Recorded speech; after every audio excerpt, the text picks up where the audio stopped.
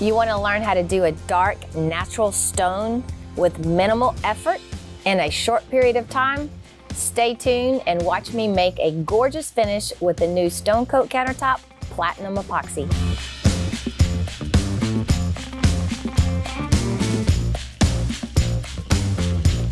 Okay, so I have mixed up the new Platinum, and you have a very short working time with this, guys. So if you are looking to do a big countertop, make sure that you've practiced with boards and then work yourself up to big pours. So this is the colors I'm using.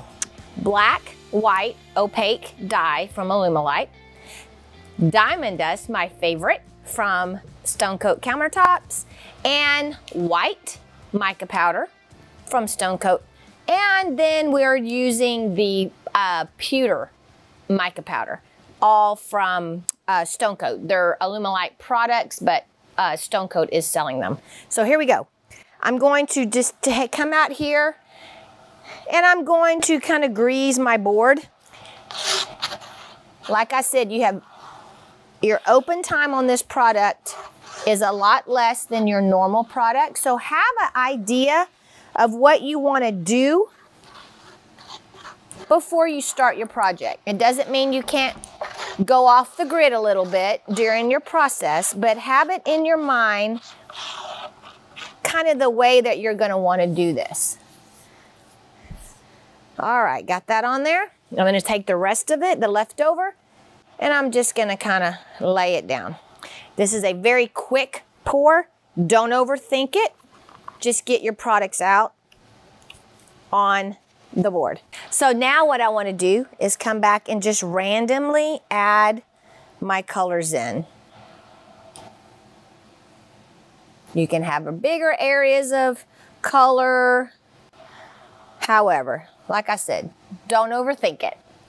All right, that was the white. I'm going to come in with white metallic now. It doesn't really matter what order you go in.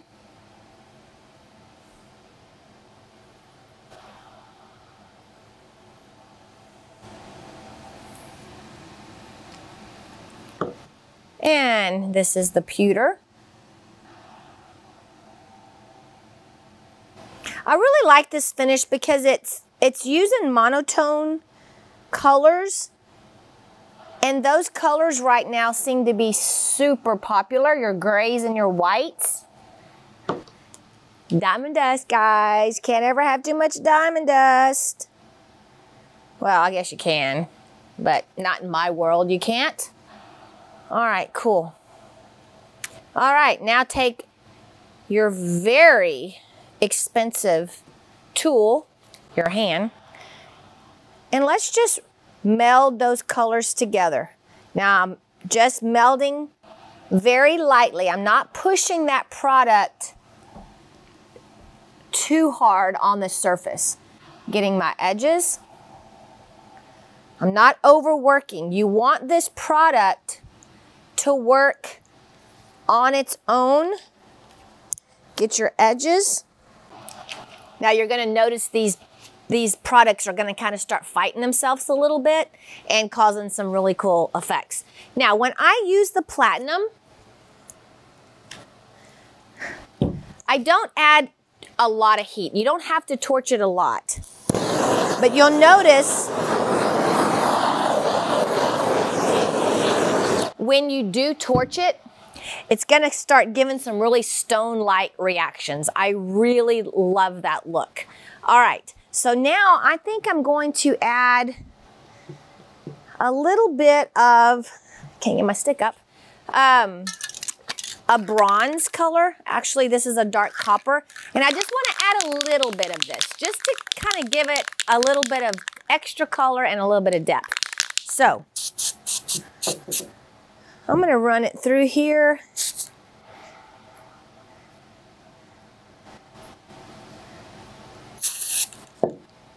Come up here. I'm not really worried about getting a true hard vein.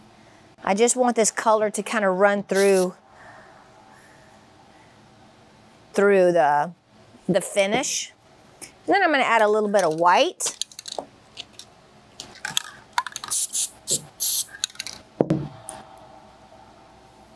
Not a whole lot. Kind of working it down in there. You'll notice I'm not adding a lot of color, but I am working it down in to the surface. All right, that looks really cool. I really like that. You could come back with more black if you like. It's totally up to you, but I hit it just a little bit more with heat. Just a tiny bit. All right. I like that. Now, white spray paint. And I just want to fog certain areas. I don't want to fog the whole thing, just a little bit. Let me find me an area where I think we need some, maybe right here. Now you'll notice when you fog, the platinum reacts a little bit different. So I'm going to come in now with my gold mica powder mixed with 91% isopropyl alcohol. And I'm just going to high spritz to get some effects. And then I'm going to open it up a little bit and get a little bigger drops. And I'm going to drop those on the surface.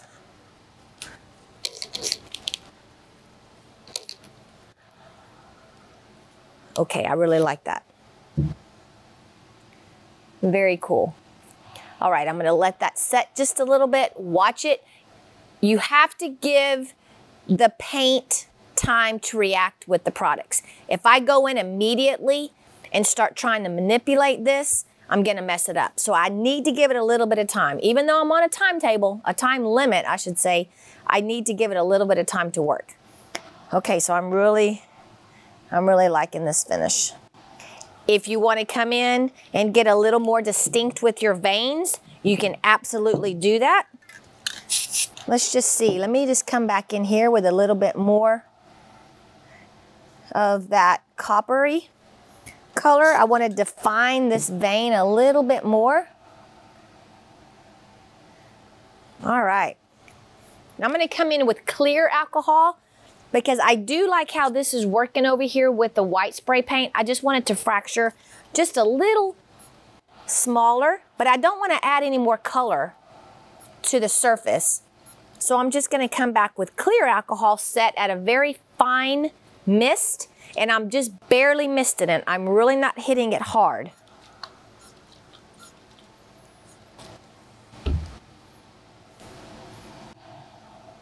I love how just a little bit of white on one area kind of draws your eye to that, instead of having it all over the whole piece and having it too busy.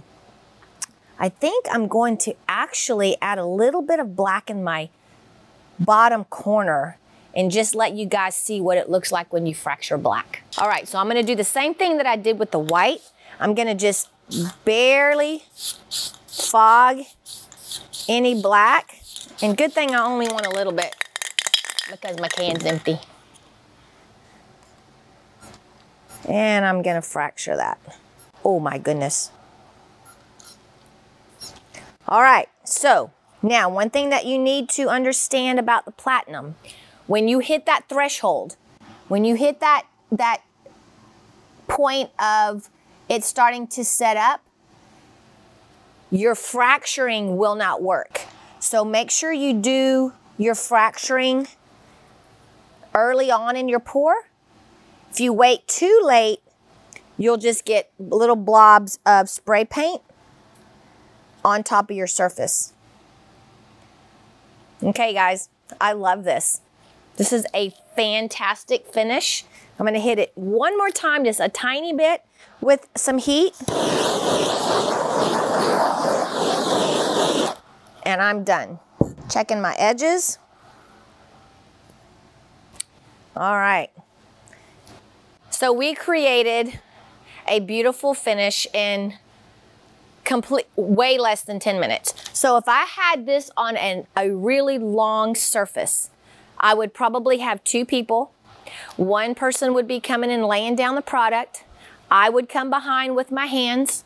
Then I would spray my paint and fracture, and then I would be done. I highly suggest, guys, that if you're gonna do this, say on a whole kitchen or a big table, that you have 2 people to help you, because once you get your color down, once you get that product in your bucket, you're on a time limit. But look what you can create. I'll be actually able to touch this piece 2 hours and go to my next step. That is a game changer in the industry. I love this product. The new Platinum product is a fantastic tool for the professionals that are out in the industry doing this for a living. Not to say that DIYers can't do it by any stretch, but I highly suggest that you practice, you learn your techniques, you get your finish down to where you can recreate this finish over and over again with the regular epoxy, so that when you do start working with the Platinum, you know your techniques and you know what steps come next. I love the fact that I can pour this in the morning, pour a flood coat in the afternoon, top coat it the next day with the new Ultimate Top Coat, and install it as early as 5 days. So it is a game changer in the industry, but I do encourage you guys to practice, get the learning curve down, and enjoy yourself. So as your piece starts to set up, a really cool benefit of the Platinum is I can take my stick just minutes after I pour, and I can wipe my drips.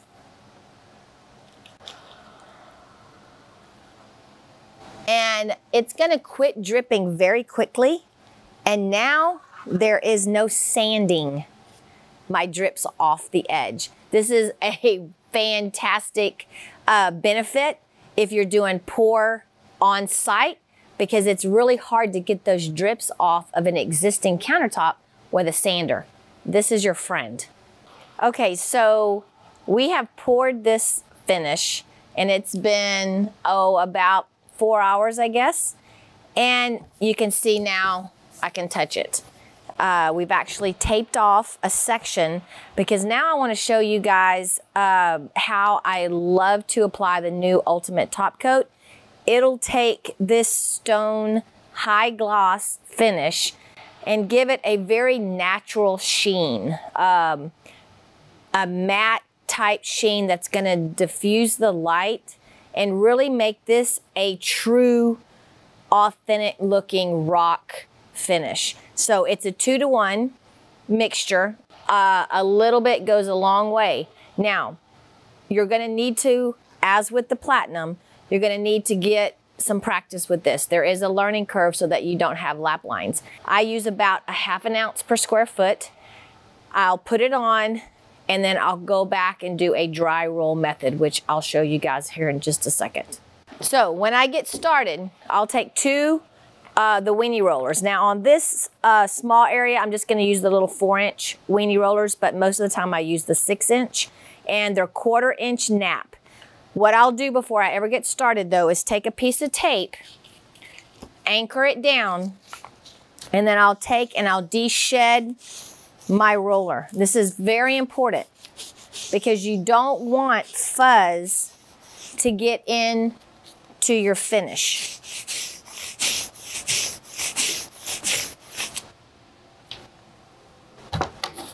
You can also take your tape, wrap it around your hand, and rub it off that way.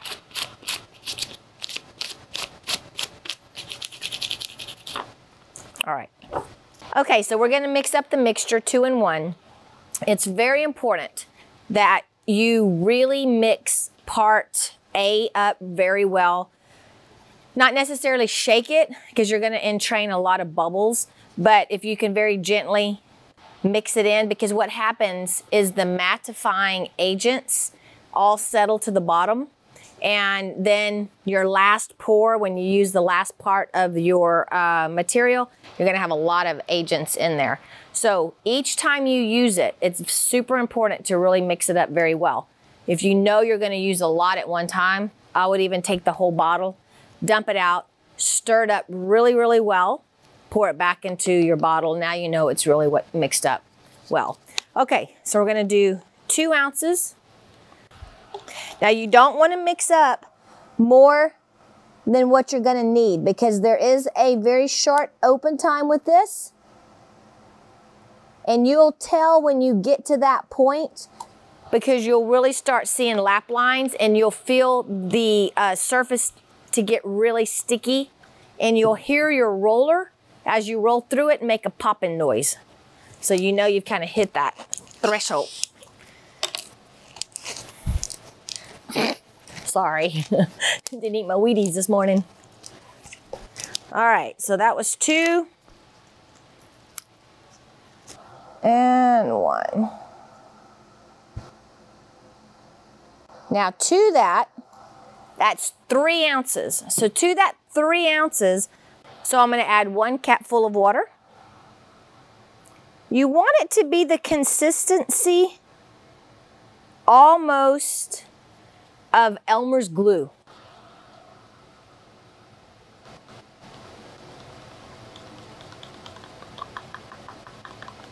So you want it to be very fluid. Okay, so let's get started. I'm gonna pour it into a tray. And you're not going to want to reuse your rollers after you have done a job. And unless you immediately take your trays and soak them in water, you're not gonna wanna reuse these trays as well. Don't let your roller sit in the tray for any amount of time because it will gum up and then you're not gonna be able to use them again. Most of the time, it's just as economical to throw them away. All right, so I have 2 rollers here. I have my dry roller and what I'm gonna use is my wet roller. I really want to saturate my roller with the material. And then when I go in onto the surface, I'm not really worried about laying it down in any certain pattern. I just want the material on there. Get my edges.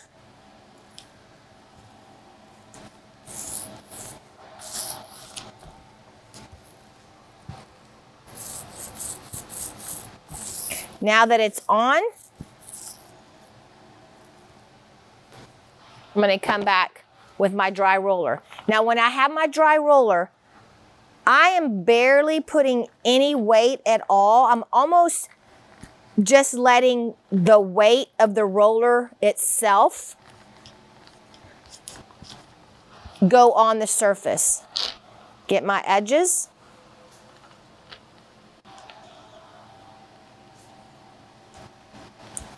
I don't want to overwork this.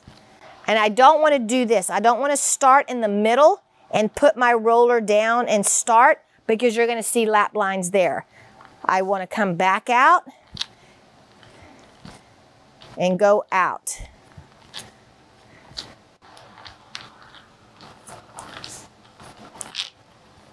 I'm barely touching it. Step back.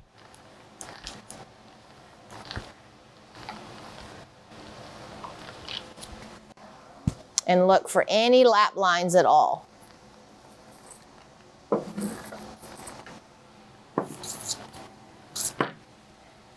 And that's it. I like that finish. And that's all it is to it. I don't want to come back after it's set up a little bit and try to re-roll it. Because as it sets up, if I go back in there again, I'm really going to cause some issues with adhesion. I'm going to make my surface have marks and lap lines. It's going to look a little creamy, a little milky when you put this on, but when it dries, it'll dry beautifully and you'll be able to really see those colors up underneath the finish. So now that I've applied it, I'm going to take my tape off. I do not want to wait and let my surface dry before I move my tape. This is a great thing to do when you have sample boards and you want to show your customer both of the sheens on the same piece.